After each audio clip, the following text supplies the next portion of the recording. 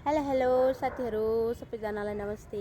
काठमाडौँको मौसम चाहिँ आज यस्तो छ है।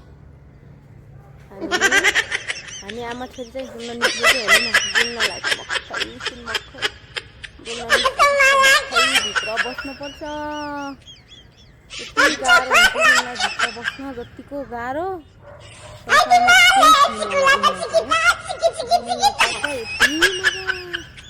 ज्ञान भएको छ है। एकदमै ज्ञानी कि एकदमै ज्ञानी डुल्न भन्ने अन्त भित्र बस्नुपर्छ कि फेरि यति फटा लास्टै फटा डुल्न ल्याइदिएनन् भनेपछि त रोएर कराएर है एकदमै जिद्दी गर्ने छिन् कि त गाह्रो छ हौ साथीहरू। आज चाहिँ हामीतिर पानी भर्खर परेर फाटेको थियो। यसो हामी आमा छोरी चाहिँ बाहिर निक्लिएको छौँ। छोरी चाहिँ यहाँ यताउता हेरेर मक्ख परिरहेछिन्।